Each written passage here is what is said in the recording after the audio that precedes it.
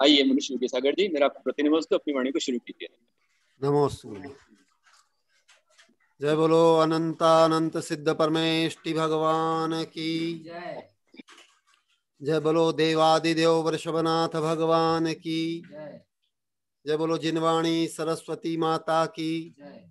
जय बोलो परम पूज्य गणाधिपति गणधराचार्य श्री कुंथू सागर जी गुरुदेव की जय। जय बोलो परम पूज्य वैश्विक दृष्टि संपन्न आचार्य भगवान श्री कनक नंदी जी गुरुदेव की जय।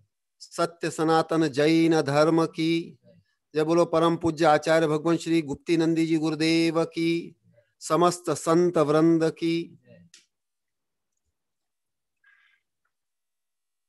अभी मुनि श्री विनय गुप्त जी आत्मा अपना है भगवान और आत्मा सबका है भगवान बोल रहे थे, और अभी हमें आचार्य श्री भी जो भी विषय पढ़ा रहे हैं, जो भी विषय अभी अंतर्राष्ट्रीय स्तर पर ज्ञान का प्रसारण कर रहे हैं, उसका भी केंद्र यही है। गुरुदेव यही बता रहे हैं कि तुम भी भगवान, मैं भी भगवान, हर जीव भगवान है। ये जो बता रहे हैं, इसी को मैं आचार्य भगवंत की एक कविता के माध्यम से प्रस्तुत करके, और आचार्य श्री भी इस विषय में क्या सदैव बताते हैं, इस कविता के माध्यम से आपको बताने का प्रयास करूंगा। आत्मा की प्रतीति के उपाय एवं अनुभव। धन्य हमारे भाव जगे हैं, सत्य तथ्य का ध्यान करे हैं, त्याग के मोह माया लोभ प्रपंच को आत्म तत्व का भान करे। धन्य हमारे भाग्य जगे हैं, सत्य तथ्य का ध्यान जो करे। छोड़ के संकीर्ण पंथ परंपरा, तर्क कुतर्क शमन करे हैं, भौतिकवाद व विज्ञान छोड़कर आत्मानुभव से प्रतीति करे हैं। अनेकांत व नय प्रमाण से कर्म सापेक्ष गमन करे। वस्तु स्वरूप को लक्ष्य में रख कर गुण पर्यायों से चिंतवन करे। जीव समास रूपी शरीर विकास, गुण स्थान रूपी आत्म विकास, उत्पाद वे द्रव्य सद्रव्य लक्षणम सच्चिदानंद को प्रमुख करे। आत्म प्रतीति ना होती है केवल मिथ्या धार्मिक क्रिया कांड से, तो तारटंत रूपी धार्मिक ग्रंथों से ना हो विशुद्धि आत्म भाव से। आत्म श्रद्धान युक्त आत्म विज्ञान से होता जब सद आचरण है। समता से युक्त ध्यान जब होता तब आत्म अनुभवन है। धन्य हमारे भाग्य जगे हैं, सत्य तथ्य का ध्यान करी। ऐसे सत्य तथ्य का ध्यान कराने वाले आचार्य भगवंत श्री कनक नंदी जी आज वैश्विक गुरु हैं, हम सबके परम आराधनीय परम गुरु है, और स्वयं आत्मा में निरंतर रमण करते हैं, आत्मा के केंद्र में रहते हैं, और आत्मा के केंद्र में रहने के लिए अपने साधु शिष्यों से लेकर सामान्य गृहस्थों से लेकर वैज्ञानिक दार्शनिक सबको प्रेरित करते हैं कि सब अपने केंद्र में रहें। और भगवान आचार्य भगवंत ने इन प्राथमिक पंक्तियों में लिख दिया कि धन्य हमारे भाग्य जगे हैं, सत्य तथ्य का ज्ञान करें। क्योंकि अभी आपको भी गत वेबिनारों में आपने भी आचार्य भगवंत के प्रवचन को श्रवण किया। आचार्य भगवंत ने यही आपको बताया कि यथार्थ धर्म और भाव से सब वंचित हैं, कोई जान ही नहीं रहा है यथार्थ धर्म से। हम बाह्य क्रियाएं बहुत कर रहे हैं, ठीक है, बाह्य क्रियाओं का भी निषेध नहीं है, बाह्य क्रियाएं भी हम करें, लेकिन आत्म तत्व को प्रमुख करके करें। और बाह्य क्रिया करने का उद्देश्य भी सिर्फ आत्मोपलब्धि होना चाहिए, ना कि किसी प्रकार की भौतिक उपलब्धि हो, यश ख्याति प्रसिद्धि प्राप्त हो, ये ना हो। ये गुरुदेव सदैव सतर्क रखते हैं। क्यों? कि ये जीव की अंतिम कमजोरी है। आचार्य भगवान भी सदैव बोलते हैं कि बड़े से बड़ा साधक हो, बाह्य तपस्या करने वाला हो, लेकिन ख्याति पूजा प्रसिद्धि ये एक ऐसी बीमारी है, इसमें ग्रसित हो ही जाता है, साधक भी हो जाता है। जैसे आज पूरे देश में धर्म की जो दुर्दशा हो रही है, उसका प्रमुख कारण यही है कि सबको ख्याति पूजा लाभ चाहिए, नाम चाहिए। तो इस नाम से दूर रहना पड़ेगा, जो सबके लिए सबको कठिन लगता है। क्योंकि अधिकतर जो जीव हैं, अधिकतर आज गृहस्थ हैं, जैन गृहस्थ भी हैं, अधिकतम साधु हैं, सब ख्याति पूजा लाभ और प्रसिद्धि के लिए कार्य कर रहे हैं। आज धर्म क्षेत्र में जितनी विषमता है, इसका मूल कारण ये है। इसलिए आचार्य भगवंत कह रहे हैं कि आपको इसके लिए मोह, लाभ, लोभ, प्रपंच और निदान का त्याग करना होगा, तब जाकर के हम अपने आत्म स्वरूप को प्राप्त कर सकते हैं। और आत्म स्वरूप को प्राप्त करना ही धर्म का मुख्य उद्देश्य है, ना कि किसी तथाकथित ईश्वर को या पंच परमेष्टि को या किसी गुरु को कोई मनाने के लिए या उनको फुसलाने के लिए हम धर्म नहीं करते। हम जो भी करते हैं, आचार्य भगवान भी सदैव बताते हैं कि स्वात्मोपलब्धि के करते हैं, और वो भी दूसरे की आत्मा की उपलब्धि के लिए नहीं, स्वयं की उपलब्धि के लिए करते हैं। इसके लिए आचार्य भगवंत लिख रहे हैं कि इसके लिए समस्त संकीर्ण पंथ, परंपरा, पट्टवाद, संघवाद, सारे वादों से ऊपर उठना होगा, जो सबके लिए आज कठिन हो रहा है। सारे वादों से जब तक जीव ऊपर नहीं उठेगा, तब तक उसका मौलिक विकास नहीं हो सकता। आज ही आचार्य भगवंत ने एक कविता लिखी है, चल एकला, चल एकला, राह मेरा ही चल एकला, छोड़ो दुनिया का मेला, राह मेरा ही चल एकला। आज प्रकारांतर से इसी भाव से संबंधित गुरुदेव ने कविता लिखी है कि हमको स्वतंत्र और मौलिक ही बनना पड़ेगा। बिना स्वतंत्र और मौलिक बने धर्म का प्रारंभ ही नहीं है। धर्म कोई परमुखापेक्षी नहीं है, कोई सामाजिक व्यवस्था नहीं है और कोई परतंत्र व्यवस्था नहीं है। ये सारी स्वतंत्र व्यवस्था है। स्वतंत्रता के बिना आत्मोपलब्धि संभव ही नहीं है, और इसके लिए समस्त भौतिकवाद को छोड़ना पड़ेगा, जो आज सबके लिए कठिन हो रहा है। आगे आचार्य भगवंत भी लिखते हैं, इसी कविता में लिखते हैं कि धार्मिक ग्रंथों का कोरा तोता रटंत जैसा भी रट लेने से भी कोई आत्मोपलब्धि संभव नहीं है। इसको आत्मानुभूति से करना पड़ेगा, निष्प्रहता से, वीतरागता से ही करना पड़ेगा। आप लोग जिस क्षेत्र में बैठे हुए हैं, इसमें अधिकतम सब महाराष्ट्र मराठवाड़े के हैं, कुछ विदर्भ से भी हैं, और महाराष्ट्र में भी बहुत से संतों से आप, वहाँ की संत परंपरा से भी आप परिचित हैं। वहाँ के भी जो अधिकतम संत हैं, सब आध्यात्म से प्रेरित उनका भाव, व्यवहार और लक्ष्य रहा है। ये उस भूमि का बहुत बड़ा गौरव है। और अभी वर्तमान में सारे वैश्विक स्तर पे हमारे आचार्य भगवंत सबसे बड़े आध्यात्मिक पुरुष हैं, और जो भी अभी देश विदेश से आते हैं, आप लोग वेबिनार में भी देखते होंगे, आचार्य भगवंत को इसी आध्यात्मिक भाव के कारण सब नतमस्तक है। और सबसे बड़ी विशेषता है, आचार्य भगवंत बिल्कुल नॉन अटैचमेंट पे चल रहे हैं। कोई ख्याति पूजा लाभ प्रसिद्धि नहीं, कोई प्रोजेक्ट नहीं, कोई प्रपंच नहीं, कोई पर के प्रति कर्तृत्व नहीं, वर्चस्व नहीं, कोई संप्रदाय नहीं। सर्वजीव हितकारी, अंत्योदयी, सर्वोदयी, सर्व समावेशी और अनेकांतवादी ऐसे आचार्य भगवंत हमको प्राप्त हुए हैं।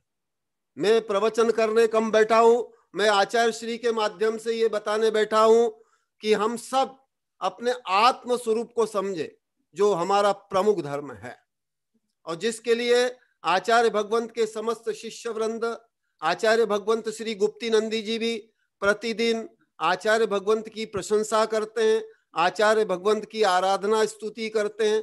इसका कारण यही है कि आचार्य भगवंत से हम सबको यही प्रेरणा मिल रही है, हम शिष्यों को भी यही प्रेरणा मिल रही है कि निरंतर अपने आत्म स्वरूप में ही रहना है, इसको छोड़ करके अन्य प्रपंच से हमको दूर रहना है। आचार्य भगवंत इसके लिए स्वयं का अनुभव के माध्यम से सदैव बताते हैं। मैं स्वयं भी अनुभव करता हूं कि इन जितने प्रपंचों से हम दूर रहते हैं, बाह्य प्रपंचों से, सांसारिक, उतना ही शांति मिलती है।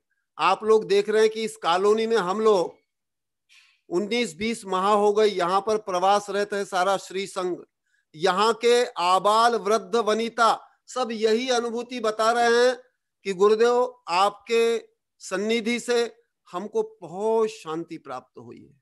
हम लोग अब निंदा प्रपंच से भी दूर रहते हैं, आडंबर युक्त धर्म से दूर रहते हैं। मैं आपको ये भी बता दूं कि यही क्षेत्र और यही गांव आडंबर की पराकाष्ठा पे था। आचार्य भगवंत जिस समय यहाँ पर आए थे उसके पूर्व आडंबर की पराकाष्ठा पे था। और आपको कई बार गुरुदेव ने भी बताया, यहाँ के लोगों के अनुभव के माध्यम से भी बताया कि कोई भी अपने स्वरूप को जानते नहीं थे, यथार्थ धर्म स्वरूप नहीं जानते थे, क्या देव शास्त्र गुरु है कुछ भी नहीं जानते थे। ये सब लोगों ने अनुभव बताया। लेकिन आज आप देखेंगे इस क्षेत्र में, और विशेषकर इस गलियाकोट पुनर्वास कॉलोनी में जो परिवर्तन हो रहा है वो एक ऐतिहासिक परिवर्तन हो रहा है। यहाँ पर लोगों में जितना भावात्मक परिवर्तन हो रहा है, लोग अब निंदा प्रपंच से दूर रहते। गुरुदेव बोले हम गृहस्थिक लोगों से भी चर्चा करते हैं, कोई भी ऐसा प्रसंग निंदा का है तो हम उससे बिल्कुल सतर्क हो जाते हैं और आपका स्मरण करते हैं कि आचार्य कनकनंदी जी गुरुदेव कि हम शिष्य हैं, हमें निंदा नहीं करना है, प्रपंच नहीं करना है, आडंबर नहीं करना है, याचना नहीं करना है, चंदा चिट्ठा भी नहीं करना है। यहां तक कि अभी यहां पर कोई भी जो कार्यकारिणी है, यहाँ के लोग हैं, जन जन हैं, कोई भी किसी से कोई याचना नहीं, कोई किसी से आग्रह नहीं, कोई किसी के प्रति दबाव नहीं। इतना अच्छा ये क्षेत्र है। और ये सब आचार्य भगवंत के इस सातिशयकारी भाव व्यवहार और लक्ष्य का परिणाम है कि यहाँ पर सामान्य बालक से लेके वृद्ध तक सबके भावों में परिवर्तन है। और मैं आप लोगों को भी इसलिए बता रहा हूं कि मैं हमेशा ही गुरुदेव से भी कहता हूं, इस वेबिनार में मैं हमेशा देखता हूं इस मराठवाड़ा, विदर्भ, कोंकण आदि क्षेत्रों से जो भी लोग जुड़ते हैं ये सब आगम पंथी हैं, गुरु भक्त हैं। और इनकी ये भक्ति देख करके सारा श्री संघ बहुत आह्लादित होता है, यहाँ के बच्चे भी आह्लादित होते हैं, यहाँ के जन भी आह्लादित होते हैं कि धन्य है मराठवाड़ा की भूमि और धन्य है गुप्ती नंदी जी गुरुदेव, जिन्होंने इस अंचल को, इस प्रांत को इतने अच्छे संस्कारों से सुसज्जित किया है। ये संस्कार देख के बहुत आह्लाद होता है, आपकी सरलता देख के आह्लाद होता है। और आपकी सरलता सहजता देख करके ही मैं आज का विषय बोल रहा हूं। गुरुदेव जो सदैव प्रतिपादन करते हैं कि आप भी आत्मा को केंद्र में रखिए, इस दृष्टि से बोल रहा हूं। गुरुदेव आगे लिखते हैं कि ख्याति पूजा लाभ माइक मंच भी छाया समान प्रतीत होता है, धनी गरीब तिर्यंच मानव सब में चैतन्य भाव दिखता है। आपको एक बता दूं कि आज जैन समाज की दुर्दशा का एक बहुत बड़ा कारण है कि यहाँ धनी गरीब, छोटा बड़ा और काला गोरा, इसका बहुत अधिक भेदभाव है। इस भेदभाव से जब तक ये समाज ऊपर नहीं उठेगा तब तक हम आध्यात्मिक श्रद्धान को बढ़ा नहीं सकते, आध्यात्म को प्राप्त नहीं कर सकते, क्योंकि ये भेदभाव बहुत अधिक इस समाज में है। आज कथनचित पश्चिम के लोग ये विषय समझ रहे हैं, उनमें समत्व आ रहा है, सबके प्रति समानाधिकार, सबके प्रति दया करुणा और मानवीय अधिकारों से आगे जीवाधिकार के ऊपर भी सोच रहे हैं। मैं इस दृष्टि से बोल रहा हूं, क्योंकि जैनियों में विशेष रूप से इसकी कमी है और ये कमी दूर होना बहुत आवश्यक है। और अभी हमें सौभाग्य से ऐसे आचार्य भगवंत प्राप्त हुए हैं जिनके माध्यम से हम इस आध्यात्म की क्रांति कर सकते हैं। क्रांति हो रही है, प्रारंभ हो चुका है, और आप भी इस क्रांति के सहभागी बने। इस क्रांति से आपका शारीरिक, मानसिक, आध्यात्मिक हर प्रकार का विकास इसमें निहित है, और सिर्फ स्वयं का नहीं, स्व पर और विश्व का।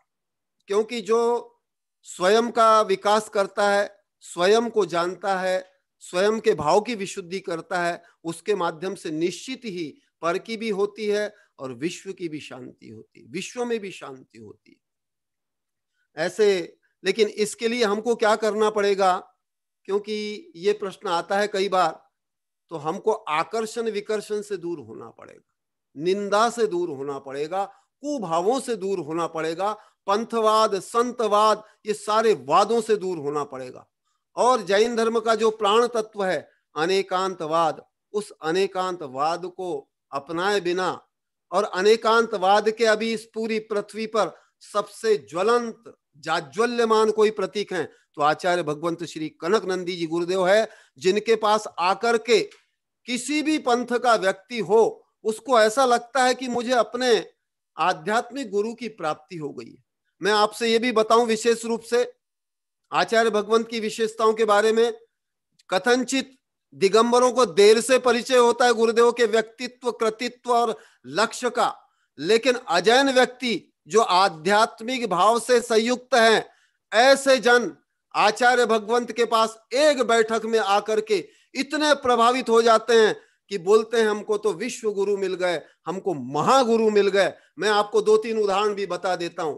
उदयपुर के मनोहर सिंह जी कृष्णावत है, जो अंतरराष्ट्रीय ज्योतिष विज्ञानी हैं, वो तो सदैव नतमस्तक होते हैं। वो तो बोलते हैं गुरुदेव आप मेरे महल में ही आजीवन रहो और मुझे आध्यात्मिक संबोधन दो। और सामान्य व्यक्ति नहीं, अंतरराष्ट्रीय व्यक्ति है, विश्व के अनेक विश्वविद्यालयों में उनके व्याख्यान आयोजित हुए हैं, ऐसे व्यक्तित्व हैं, वो भी बोलते हैं मेरे यहाँ रहो। महिपाल सिंह जी, ये भी क्षत्रिय समाज के हैं, एक बैठक में गुरुदेव ने उपनिषद के कुछ सूत्रों को बोला, अहम ब्रह्मास्मि तत्वमेसी श्वेत केतु, इससे प्रभावित होकर के महिपाल सिंह जी बोलते हैं गुरुदेव आप भी मेरे इस महल में आकर के चातुर्मास करो और हम सबको धर्म लाभ दो। और एक उदाहरण मैं बता रहा हूं, यहाँ भीलुड़ा ग्राम है पास में, यहां से 8 किलोमीटर, वहां के शैलेंद्र जी भट्ट एक बैठक में ही आचार्य भगवंत को निवेदन किए हैं कि आचार्य भगवंत आप मेरे जो गौशाला है और वृद्धाश्रम बनाया है, आपके माध्यम से मैं उद्घाटन करना चाहता हूं, आप वहां पर चातुर्मास करें। उन्होंने यहाँ पर अनेक बार यहाँ पर आए हैं, चातुर्मास के लिए निवेदन किए हैं, और वो यहाँ तक प्रभावित हुए लोगों को, जिससे जब ज्ञात हुआ कि गुरुदेव आप तो सदैव ही मेरे उस आश्रम में रहे, आजीवन रहे, ऐसी भावना कर रहे हैं। मैं ये विषय आपको इसलिए बता रहा हूं कि हमारे धर्म क्षेत्र में आज पूरा धर्म तंत्र धन आधारित हो गया है। सामान्य श्रावक से लेके श्रवण की धारणा यह है कि बिना धन के धर्म होता ही नहीं, लेकिन मैं आपको ये बता रहा हूं कि बिना धन के भी धर्म नहीं होता है, और धर्म भाव आधारित है। आप लोग विश्व में बैठे हुए अधिकतर मराठी भाषी हैं, आप जानते होंगे तुकडोजी महाराज बोलते थे, मनी नाही भाव माने देवा मला पाव, देव शान भेटायचा नाही रे, देव बाजारचा भाजी पाला नाही रे, देव बाजारचा भाजी पाला नाही रे। तो भगवान कोई धन से प्राप्त नहीं होता, कोई प्रदर्शन से प्राप्त नहीं होता, देव भगवान की प्राप्ति भावों से होती है, और वो भाव की निधि हर जीव में है, मुझ में भी है, आप में भी है, हर जीव में भी है। आचार्य भगवंत भी पूरे भाव प्रधान है, अन्यत्र आज धर्म भाव प्रधान कम है, सब प्रदर्शन प्रधान हो गया है। तो इस दृष्टि से मैं आपको विषय ये बोल रहा हूं कि आप भी इस भाव पक्षों को समझें। आप भी आचार्य भगवंत के अनेक वेबिनार श्रवण किए हैं, इसलिए आप लोग समझ गए होंगे आचार्य भगवंत क्या कहना चाहते हैं। आचार्य भगवंत का केंद्र भाव और आत्मा है, और आत्मा भाव संयुक्त है। जैन धर्म अंत्योदय और सर्वोदय धर्म है। यहां पर किसी प्रकार के प्रपंच की आवश्यकता नहीं है। सामान्य सामान्य पशु भी धार्मिक हो सकता है, पंचम गुणस्थान वर्षी हो सकता है, चांडाल और चोर भी धार्मिक हो सकता है, और मोक्षगामी भी हो सकता है। ऐसा हमारा ये जैन धर्म है। मैं अधिक तो कुछ नहीं कहना चाहता। आपके अब आचार्य भगवंत तो प्रतिदिन यहाँ पर वेबिनार के माध्यम से संबोधन कर रहे हैं, और मैं आप लोगों से भी कहना चाहता हूं कि आप लोग आचार्य भगवंत के इस वेबिनार से जुड़िए, जो कि वैश्विक वेबिनार है, और आगामी नवंबर में अंतरराष्ट्रीय संगोष्ठी होने वाली है। उसमें भी मैं आपको एक खुशखबरी बता रहा हूं कि डॉक्टर राजमल जी वैज्ञानिक ने बहुत अच्छी अच्छी प्रतिदिन सूचनाएं दे रहे हैं, और वो बता रहे हैं कि विदेश के लोग भी आचार्य भगवंत को सुनने के लिए बहुत उत्सुक हैं। आचार्य भगवंत से जो भी उनके प्रश्न है, जिज्ञासा है, उसका समाधान चाहते हैं। उन्होंने बताया, एक अमेरिका मूल के वैज्ञानिक हैं जिन्होंने आत्मा पर ही पीएचडी की हुई है, वो भी बहुत उत्सुक हैं आचार्य भगवंत को सुनने के लिए। तो आप लोग देख रहे हैं कि विदेश के लोग भी आचार्य भगवंत को सुनने के लिए, जानने के लिए, अध्यात्म को जानने के लिए जैन धर्म के वैज्ञानिक और उदार पक्ष से प्रभावित होकर के आगामी अंतरराष्ट्रीय संगोष्ठी से जुड़ रहे हैं। मेरा भी आपसे यही कहना है कि आप भी गुरुदेव की इस वेबिनार से नियमित जुड़े रहिए, और आगामी संगोष्ठी से भी जुड़िए।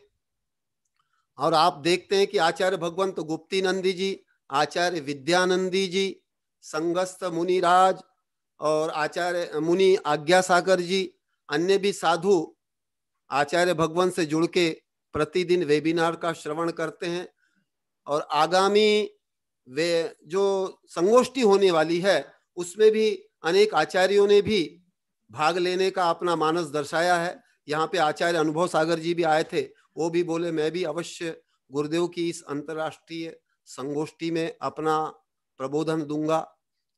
तो आप भी इस महान महायज्ञ से, आचार्य भगवंत के इस ज्ञान यज्ञ से, आचार्य भगवंत के इस तीर्थ यज्ञ से, जिनवाणी यज्ञ से और स्वयं आत्मा से जुड़ करके स्व पर विश्व कल्याण करें, अपने भावों की विशुद्धि करें और निरंतर अपने लक्ष्य की ओर बढ़ते रहें। इन्हीं भावनाओं के साथ में मैं अपनी वाणी को विराम देकर और आप सबके लिए सर्वे भवन्तु सुखिना, सर्वे सन्तु निरामया, सर्वे भद्राणि पश्यन्तु, मां कश्चित दुख माप्नुयात्, इस भावना के साथ अपनी वाणी को विराम देता हूं। जय बोलो परम पूज्य स्वाध्याय तपस्वी आचार्य भगवंत श्री कनक नंदी जी गुरुदेव की जय। बोलो परम पूज्य आचार्य भगवंत श्री गुप्ती नंदी जी गुरुदेव की, समस्त संत वृंद की। बहुत बढ़िया, बहुत ही सुंदर सभी सागर जी ने आपको बताया। और अपने प्रवचन में उनका विषय था आत्मा, और आत्मा पर केंद्रित आचार्य श्री कनक नंदी जी। आचार्य कनक नंदी जी एक महान वैज्ञानिक आचार्य हैं, और वे ऐसे आचार्य हैं जो निरंतर आत्मा की शोध और खोज पे लगे हैं और लगा रहे हैं। उन्हीं के पास रह करके मैंने एक गीत लिखा था कि पावन है इस देश का कण कण, मोक्षपुरी का धाम है, हर कन्या सीता सुंदरी, बालक वीर महान है, बालक वीर महान है। अब क्या परिचय यहाँ का है?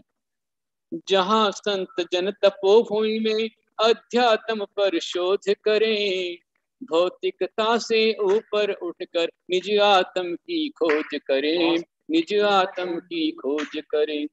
जहाँ धर्ममय प्रातः बेला अध्यात्म की शाम है, हर कन्या सीता सुंदरी, बालक वीर महान है, बालक वीर महान।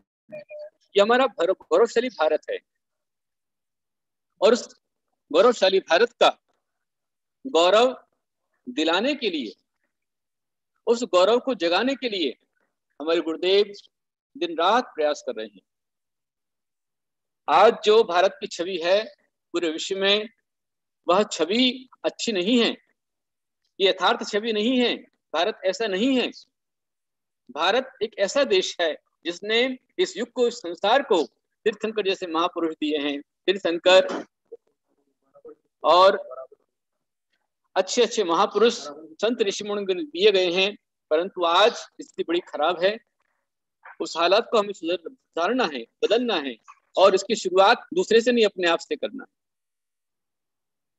आचार्य रामचंद्र शर्मा ने कहा, राम शर्मा ने कहा था, हम सुधरेंगे युग सुधरेगा, हम बदलेंगे युग बदलेगा। इसलिए सुधार की शुरुआत अपने आप से होनी चाहिए। पर हो क्या रहा है, पर उपदेश कुशल बहु तेरे, जे आचरही ते नर न घनेरे। दूसरे को उपदेश देने वाले बहुत सारे हैं, पर अपने आप को सुधार करने वाले बहुत कम हैं। और अपने आप को सुधार करने वालों में हमारे गुरुदेव हैं, और उनके पास जो रहता है वो अपने आप को सुधार लग जाता है। वरना हो क्या रहा है, एक टीचर ने एक बच्चे से पूछा, क्यों तुम चोरी करते हो? बोले नहीं सर। आवारागर्दी करते हो? बिल्कुल नहीं सर। पढ़ो कहना नहीं मानते हो? क्या बात कर रहे हैं सर, इसका मतलब तुम कुछ भी नहीं करते हो? जी। बोले एक काम करता हूँ। क्या काम करते हो? बोले जी मैं झूठ बोलता हूँ। मतलब सर आ गया उसमें, कुछ भी नहीं मानता। हाँ। जहां देखो वहां हमारे देश को आज करप्शन रूपी दीमक लग चुका है, भ्रष्टाचार रूपी दीमक लग चुका है। वो भ्रष्टाचार सब में समाया हुआ है, चाहे हम प्रशासन में देखें, चाहे व्यापार में देखें, चाहे व्यापारी में देखें, चाहे घर में देखें। घर भी भ्रष्टाचार से वंचित नहीं है। एक टीचर ने बच्चों से कहा, बच्चों कल आप सभी अपने साथ में 20 रुपए अवश्य लेकर के आना। बोले क्यों? बोले कल तुम्हारा ग्रुप फोटो खींचने वाला है। सारे बच्चे बोले क्या लूट मारी मचा रखी, 5 रुपए लगते हैं, 20 रुपए मांग रहे। घर पर जाकर के, अच्छा प्रिंसिपल ने टीचर से कहा था कि देखो कल बच्चों से 10 रुपए मंगाना, 10 रुपए। प्रिंसिपल ने 10 रुपए बताए, टीचर ने 20 रुपए कर दिए। बच्चा घर पर गया और जाकर के बोलता है, माँ कल हमें स्कूल में 50 रुपए लेकर के जाना है। बोले क्यों? बोले कल ग्रुप फोटो खींचना है। माँ बोलती क्या लूटमार की मौजूदा रखी है, बिल्कुल 5 रुपए के 50 रुपए लग रहे हैं। अब श्रीमती जी घर में श्रीमान को बोलती है, बोले बिल्कुल बहुत लूटमारी मचा रहा है। बोले क्यों? अरे बोले कल बच्चे से 200 रुपए मंगाए हैं। 200 रुपए 20 आदमी के लिए फोटो खिंचवाना है। ये हाल है। घर में घर की मालकिन ही 200 रुपए ले रही है और बच्चा 50 ले रहा है, तो 150 मम्मी की जेब में जाना है। अब जहां इसके साथ में आप रोटी खिलाओगे तो बच्चों में क्या आएगा फिर? इसलिए करप्शन छोड़िए और अपने आप सुधारिए। ध्यान रखिए, हमारे गुरुदेव कहते हैं यदि हम दूसरों को छलने का प्रयास करेंगे तो छाले हमारी आत्मा में ही पड़ने वाले हैं, इसलिए हमारा उद्धार नहीं हो रहा है। इसलिए तो आचार्य भगवान कुंद कुमुद चंद्राचार्य ने कल्याण मंदिर में लिख दिया, आकर्णितोपि महितोपि निरीक्षितोपि नूनम न चेतसि मया विदृशोऽसि भक्त्या जातोऽस्मि तेन जन बांधव युक्त पात्रम यस्मात् क्रिया प्रतिफलन्ति न भाव शून्यः। हे प्रभु आकर्णितोपि, मैंने आपकी महिमा को खूब खूब सुना। आकर्णितोपि महितोपि निरीक्षितोपि, महिमा को समझा और देखा भी, लेकिन नूनम न चेति मैं व्यक्त्या, हे प्रभु मेरे चित्त का आज तक मैंने जो भी किया भक्ति से नहीं, भक्ति के साथ में नहीं। इसलिए जातोस्मि तेन जन बांध दुख पात्रम, मैं आज दुख पात्र क्यों बना हूं? यस्मात् क्रिया प्रतिफलन तीन भाव शून्य, मेरी सारी क्रियाएं भाव शून्य है, भावना शून्य, व्यवहार शून्य है। इसलिए व्यवहार को अच्छा बनाइए, भावना शून्य मत बनिए। यदि कोई थोड़ा भी अच्छा काम करता है तो अच्छे व्यक्ति का अच्छा सत्कार कीजिए, इसलिए नहीं कि वो सत्कार का अधिकारी है, बल्कि इसलिए कि आपके संस्कार। अपने संस्कारों को अच्छा बनाइए। हम अच्छा देंगे हमको अच्छा मिलेगा, हम बुरा देंगे हमको बुरा मिलेगा। और ऐसे ही चाहे मैं हूं, चाहे आप हो, चाहे कोई भी हो, हमें अपनी दृष्टि बदलने का प्रयास करना है। जैन धर्म का सार है अपनी दृष्टि को बदलो, दृष्टि बदलोगे सृष्टि बदल जाएगी। यदि हम दुनिया में बुराई बुराई बुराई बुराई देखते रहे तो ये उंगली बोलती है कि बेटा जो उंगली दिखा रहा है वो बुरा है, पक्के में है, पर ये तीन उंगली क्या बोल रही है कि तू भी तीन गुना बुरा है। इसलिए अपने आप को संभालो।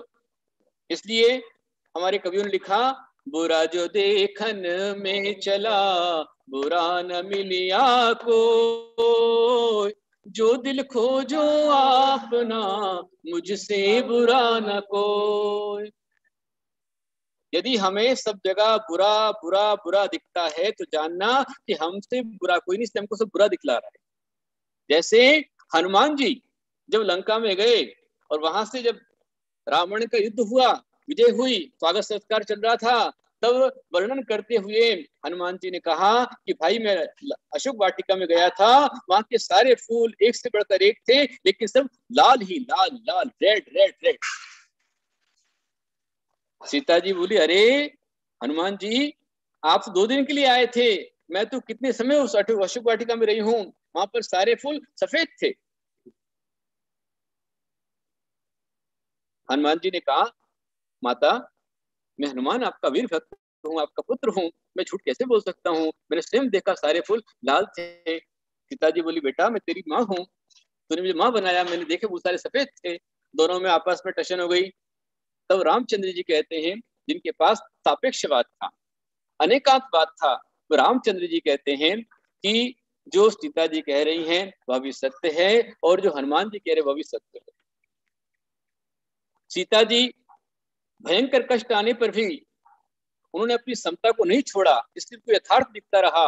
लेकिन हनुमान जी सीता माता के कष्टों को देख करके क्रोध की आग से विद्वेष की आग में जलने लग गए, उनकी आंखों पर क्रोध का चश्मा चढ़ गया, इसलिए उनको सारे फूल लाल लाल लाल दिखलाई दे रहे।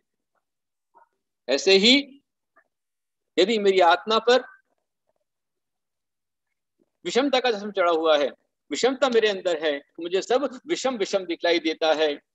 और यदि हमारे गुरुदेव जैसे समत्व की साधना आपकी हो, समता हो, तो हर जगह आपको अच्छा ही अच्छा दिखलाई देगा। इसलिए हमारे गुरुदेव कहते हैं, never is old is gold, never is never. जो पुराना था वही सत्य है ऐसा नहीं है, वर्तमान में बहुत कुछ अच्छा हो सकता है।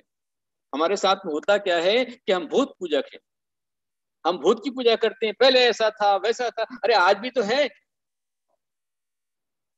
आचार्य कुंदकुल स्वामी ने स्पष्ट लिखा हुआ है कि मैं मेरे बाद होने वाले पंचम काल के गुरुओं को साष्टांग प्रणाम करता हूं कि जो भीषम कलिकाल आएगा, कले कालो चले चित्ते देहे चान्नादि कीटिके, ये कलिकाल है, चित्त चलायमान है और देह अन्न का कीड़ा बना हुआ है, तो चित्रम। और महान आश्चर्य है जगद्व्यापी जो आज भी जिन्दुक धरा नरा, जिन्दुक धर करने वाले आज नर हो रहे हैं। ऐसे अनेक अनेक प्रसंग हैं आज भी हमारे बीच में। जितने साधु हुए ग्रंथ लेखन करने वाले सब पंचम काल के साधु हैं, ध्यान रखना। इसलिए हमारे आचार्य कहते हैं कि चौथे काल की 1 वर्ष की साधना और पंचम काल की उसी प्रकार की 1 दिन की साधना में कोई हो सकती है, लेकिन वैसे शुद्धि हमारे को विशुद्धि पानी होगी, समता को पाना होगा। और मुझे खुशी है सुबह के सागर जी हमारे बीच में आए, बहुत अच्छा उन्होंने बताया। कल हमारे बीच में आएंगे आचार्य गुरुदेव के शिष्य मुनि श्री अध्यात्मानंद जी, कल उनकी वाणी का लाभ मिलेगा। और परसों आएंगी आरिका सुवस्तलमती माता जी, उनकी वाणी का लाभ आपको प्राप्त होगा। इस तरह चल रहा है। और एक बात ध्यान रखें कि आज दोपहर 12 से 4 के बीच में एग्जाम है, परीक्षा है आपकी। किसकी परीक्षा है? अनंतनाथ जीवन चरित्र पर आधारित प्रश्नोत्तरी रहेगी, तो आप लोग उस बहाने से स्वाध्याय करें, एक बार रीडिंग कर लीजिए। अभी 9:30 बजने 10 बजने आ गया है, आप 12 बजे लिंक आपके लिए ओपन हो जाएगी। अनंत भगवान के एग्जाम को आप दीजिए, लाभ लीजिए, कीजिए। और आगे 8 अगस्त को आरी हरियाली अमावस्या पर हरियाली अमावस्या है, तो हम ऐसी भगवान की आराधना करें। हरियाली अमावस्या को हम लोग यहाँ पर धर्म दीक्षा प्रवादी भगवान का जो सर्वौषधि के नाना प्रकार कलश हैं, उस भगवान का अभिषेक करेंगे, जिस सभी का रोग मिटे, निदान हो, स्वास्थ्य लाभ हो। हमारे गुरुदेव कहते हैं कि आप जितनी प्रार्थना करोगे